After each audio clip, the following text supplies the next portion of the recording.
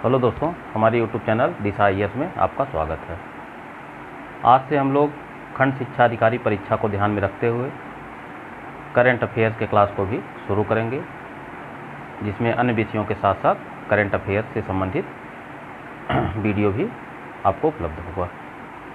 इसके अंतर्गत हम लोग फरवरी माह में आए हुए घटनासार तथा साथ ही साथ प्रतियोगिता दर्पण और अन्य उपयोगी करंट अफेयर से संबंधित पत्रिकाओं का अध्ययन करेंगे, जिसकी शुरुआत आज हम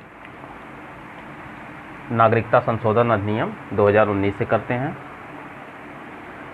इसमें केवल हम लोग उन्हीं पहलुओं पर ध्यान देंगे जो परीक्षा की दृष्टि से महत्वपूर्ण है और उन पहलुओं का यहाँ बिंदुवार अध्ययन किया जाएगा। तो आइए देखते हैं कि परीक्षा की दृष्टि से नागरिकता संशोधन अधिनियम 2019 में हम लोगों को क्या क्या पढ़ना है। यह अधिनियम 2019 में बना है। इसका एक नाम CAA है, जिसका पूरा नाम भी आप लोग जान लीजिए,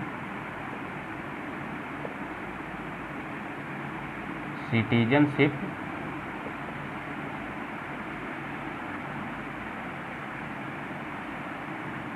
अमेंडमेंट एक्ट 2019। यह एक्ट लोकसभा में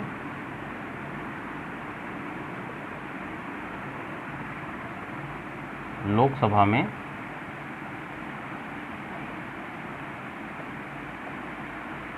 9 दिसंबर 2019 को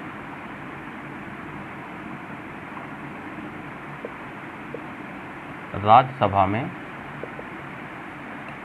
11 दिसंबर 2019 को, ये यहाँ दोनों पास हुआ दोनों जगह पे, और राष्ट्रपति का हस्ताक्षर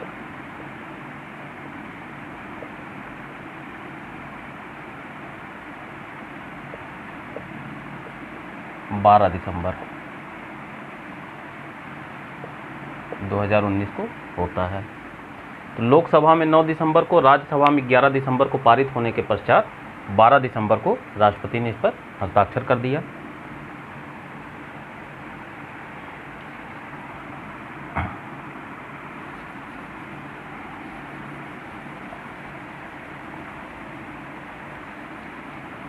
अब आइए देखते हैं यह नागरिकता संशोधन अधिनियम किससे संबंधित है। इसमें जो भारत के पड़ोसी 3 देश हैं, 3 देश, पाकिस्तान,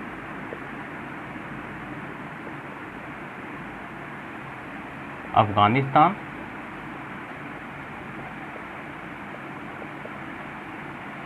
और बांग्लादेश,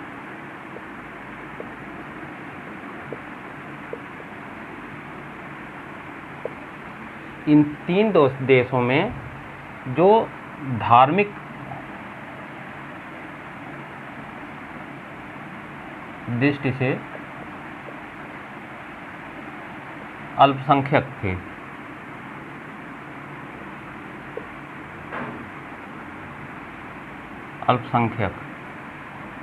उसमें 6 धार्मिक संप्रदायों को लिया गया है: हिंदू, बौद्ध, जैन,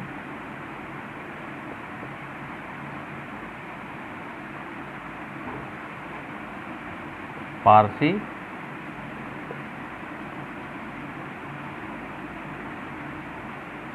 सिख और ईसाई। इन 6 धार्मिक संप्रदायों को, जो धार्मिक दृष्टि से अल्पसंख्यक थे और पीड़ित थे, वहाँ पर प्रताड़ना के शिकार थे, उन्हें भारतीय नागरिकता प्रदान किया जाएगा।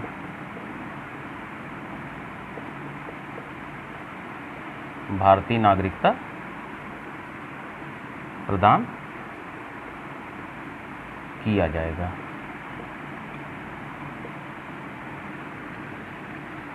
तो इन 6 धार्मिक अल्पसंख्यकों को, धार्मिक अल्पसंख्यकों को जो वहाँ पर प्रताड़ना के शिकार थे, वो भारत में आके बस गए थे, उन्हें भारतीय नागरिकता प्रदान किया जाएगा। लेकिन इसमें एक शर्त है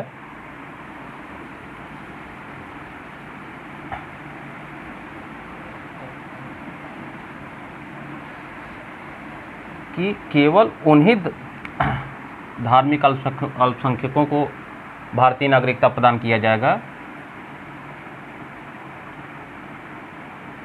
जो 31 दिसंबर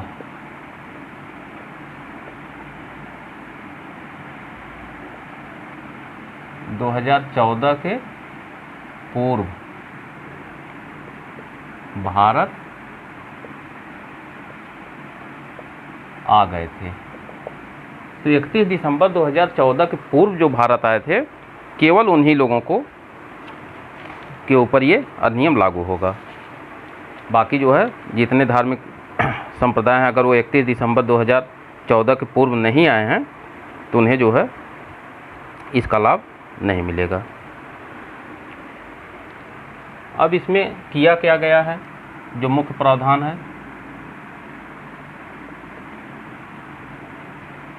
मुख्य प्रावधान ये किया गया कि अभी तक क्या था कि देशीकरण के आधार पे नागरिकता का दावा केवल वही व्यक्ति कर सकता है जो कम से कम 11 वर्ष तक भारत में निवास किया हो। अब इसमें इन धार्मिक अल्पसंख्यकों के लिए 11 वर्ष की सीमा को घटाकर 5 वर्ष कर दिया गया।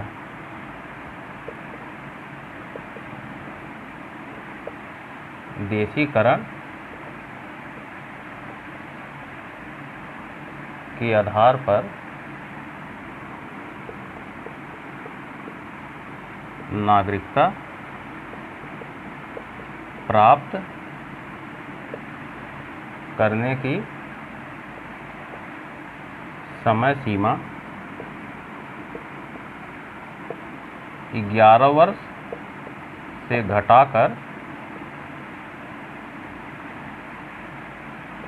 5 वर्ष कर दिया गया। अर्थात अगर ये धार्मिक अल्पसंख्यक जो पाकिस्तान, अफगानिस्तान और बांग्लादेश से आए थे और 5 वर्ष तक यहाँ पर अगर निवास कर लिए हों तो उन्हें भारतीय नागरिकता प्रदान कर दिया जाएगा। और इसके लिए इसमें यह भी प्रावधान किया गया कि जो 2 अधिनियम हैं, एक है विदेशी अधिनियम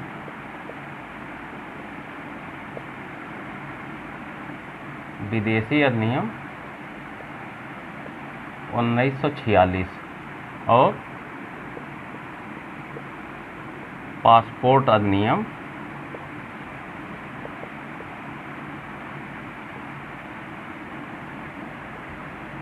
1920। इन 2 अधिनियमों में इनमें छूट दिया गया है, अर्थात ये 2 अधिनियम इन पर लागू नहीं होंगे। इन्हें पासपोर्ट की भी आवश्यकता नहीं है और विदेशी अधिनियम 1946 के तहत जो प्रावधान किए गए हैं वो भी इन पर लागू नहीं होगा। और इस तरह से इन 2 अधिनियमों में छूट प्रदान करके इन्हें भारतीय नागरिकता प्रदान किया जाएगा। अब आइए देखते हैं कि अधिनियम कहाँ कहाँ लागू नहीं होगा।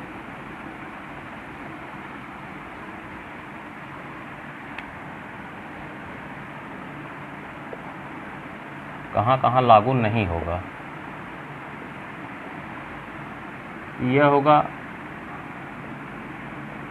असम, मेघालय,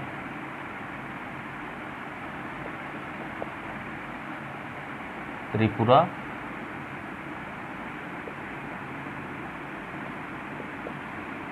मिजोरम, बंगाल,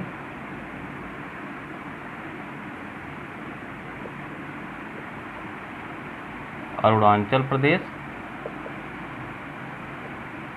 और नागालैंड। इन राज्यों में यह लागू नहीं होगा। और इसके विरोध का 2 आधार बनाया गया है। एक बनाया गया अनुच्छेद 14, आर्टिकल 14, जो समता का अधिकार है।